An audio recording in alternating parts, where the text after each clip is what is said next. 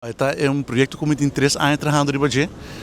Desde o gabinete anterior, me a começar a preparação para o edifício aqui por vir boutique hotel. Nossa visão está para estar vir centro culinário, caminho com diferentes restaurantes, diferentes bares, terraças, com local e turista por vir, para ter atividade à noite. Maneira diferente cidade no mundo e que na esquina aqui tem diferentes restaurantes de qualidade que nós queremos que tem todo potencial para a área aqui agora desenvolvida de forma e edifício aqui é um do governo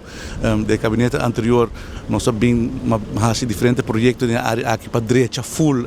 é parte de Caibet e Cruz para bem pela Minas Straat e aqui está projeto não que me está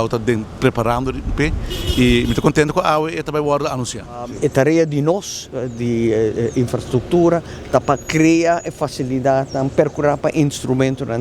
e fazer tudo o possível para o desenvolvimento suceder. Sim, o ministro Joffrey ha tomado 3 anos para joia de projeto que também bem aqui não.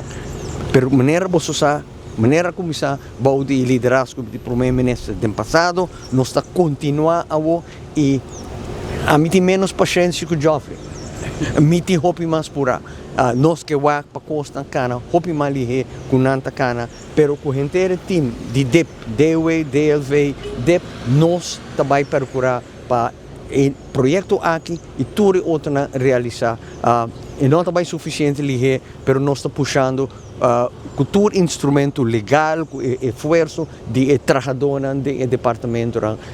pero aqui também sucede e tem mais também no momento na aqui nós temos diferentes projetos importantes que dão realce na cambio que nós mira sumamente importante para pôr o centro de cidade back no nível que nossa comunidade tem centro de cidade em qual não unicamente tem vida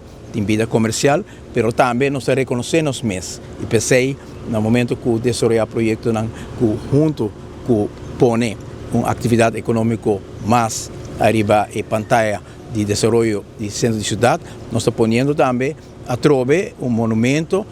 back de estado que é sumamente importante sobre a conexão que nós temos com nossa isla, está dependendo também do sentido de pertenência que nós temos. E o monumento na Sina está recordando-nos de nosso sentido de pertenência, que aqui nós estamos na rua, aqui está onde nós lanta e para nós, no momento aqui, se nós miramos um rato rondo,